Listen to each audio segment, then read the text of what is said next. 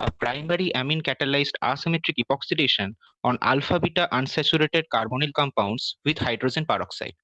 So let's start. First of all, I would like to say something about the abstract.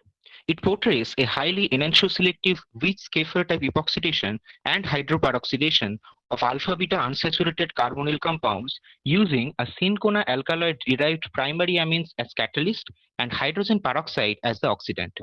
The reactions involve various substrates like acyclic enones, 5 to 15 member cyclic enones, alpha branched enals, etc. In addition, I will also try to show some synthetic applications of the products. Let's look at the mechanism of Weizsäcker epoxidation. It is one of the most fundamental ways to form an oxygen ring using basic hydrogen peroxide with electrophilic alpha beta unsaturated ketones and aldehydes. It seems to be a two-step addition elimination process in which hydrogen peroxide or alkyl peroxide deprotonated under basic conditions adds to the beta carbon, forming the intermediate B, followed by an intramolecular ring closure forming C. Protonation of B results in the common side product, the hydroperoxide D. It has been recognized that this type of epoxidation is also possible to covalent amino catalysis, whereby the carbonyl substrates are activated as iminium ion intermediates E towards conjugate addition of the oxidant and finally forming C. Now I would like to draw your attention towards some challenging substrate classes prior to this study. So we want enantioselective epoxidation of cyclic enones, simple enolizable enones, and alpha branched enals. Before proceeding, let's have a clear look on the catalyst used.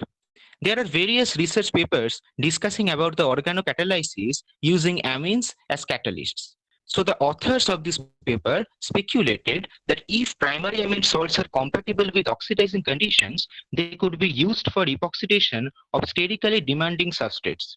So they decided to examine trifluoroacetic acid or trichloroacetic acid salts of cinchona alkali derived amine 1A along with its pseudo-enantiomeric catalyst 1B. The structures are shown here. So at first, they use some enones. They observe the formation of two isolable products, cyclic peroxyhemiketal 3 and the epoxide 4. Since 3 can be quantitatively transformed to 4 and serve as precursors of other useful products, they decided to first optimize the hydroperoxidation reaction. It is important here to say that the ratio of 3 and 4 depends on the pKa of the acid catalyst, water content, and temperature of the reaction. Results of the reactions on different enones are shown here. The reaction is successful on various substrates as presented in entry 1 to 9. Now I would like to draw your attention towards entry 14. Surprisingly, it almost exclusively affords the epoxide product. So it was proposed that higher steric demand of R2 group was found to decrease the reactivity and increasingly favoring the formation of the epoxide 4. A slight modification of the reaction conditions and an inclusion of a basic workup of the crude reaction mixture with 1 molar NaOH allowed it for an efficient generation of epoxide products 4, which are shown in this table.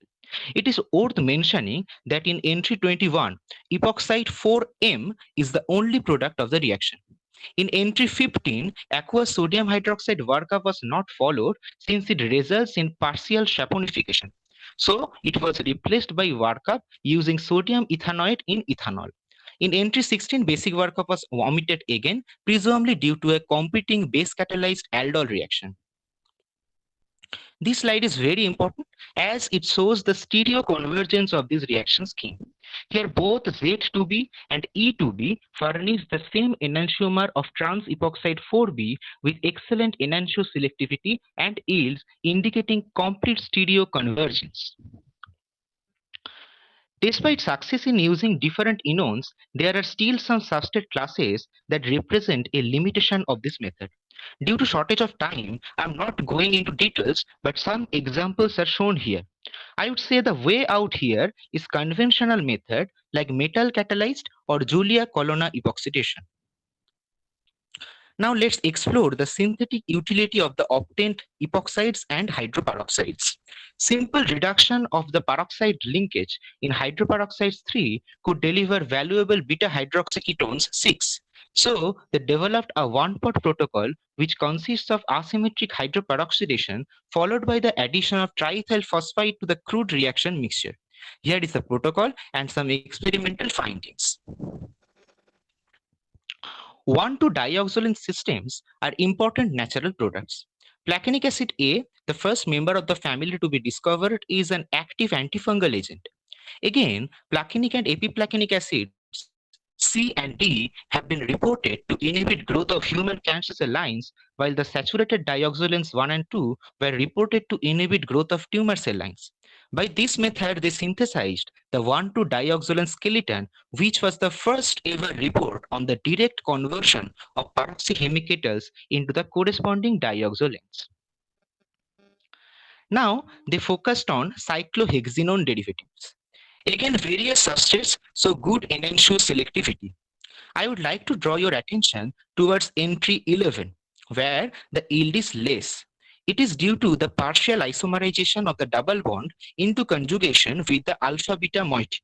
Entry 15, 16, 17, they gave 0% yield. That is, extended conjugation of the double bond was not tolerated with phenyl, vinyl, ethinyl substituent.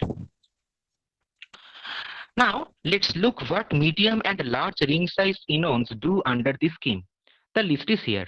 The hydroperoxidation epoxidation product distribution was found to strongly depend on the ring size, while smallest n less than 7 and the largest n greater than equal to 12 ring sizes significantly favored epoxidation. 8-member 2-cyclooctenone 11D provides peroxide 13D as the major product. Peroxides 13A and 13D are worth mentioning here since their bicyclic peroxidic natures resemble potent anti-malarial agents. As we have done one-pot synthesis of beta hydroxyketones in case of acyclic enones earlier, here it can also be done.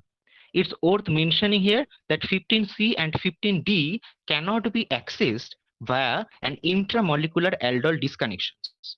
The method here involves the use of phenylselenide along with sodium borohydride and acetic acid. They also carried out the epoxidation on substituted 2-cyclopentenones using a derivative of the original catalyst along with Moser's acid. The derivative here is shown as 1C. Again, they got success with good enantiomeric ratio and yield. Some of the substrates are shown here. Okay, so enones done. Let's now investigate some enals, preferably alpha-beta disubstituted enals. Here they used 1A along with the chiral phosphoric acid 21 as the acid co-catalyst. All of the substrates they investigated are shown here, and all of them provide good to very good enantiomeric ratio. But still there are some substrate classes which contain a tetra-substituted double bond, enals 19J and 19K. They are unreactive due to difficulties of the amine catalyst in condensing with the sterically hindered aldehyde moiety. Instead, decomposition products by Baeyer-Villiger and Dakin type reactions were observed. Now, let's look at the proposed mechanistic aspects. The initial formation of A1 derived from enones or A2 derived from enals promotes a nucleophilic attack by hydrogen peroxide forming B1 or B2. Protonation of B1 to give D followed by hydrolysis gives hydroperoxides. The stability of such products appear to be substrate specific as discussed earlier. A combination of enamine and Brownstedt acid catalysis is believed to promote the ring closure of B1 or B2 to the epoxide intermediate C1 or C2. Subsequent hydrolysis liberates the epoxide product and regenerates the catalyst. That's it from my side.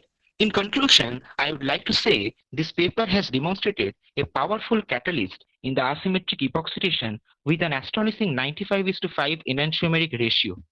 They have also described methods to generate useful building blocks like beta-hydroxyketones, 1,2-dioxolanes, etc. Given the excellent enantiomer selectivity and substrate scope, it is anticipated as a very useful work in organic synthesis, and in the limited time, I have just tried my best to highlight the method.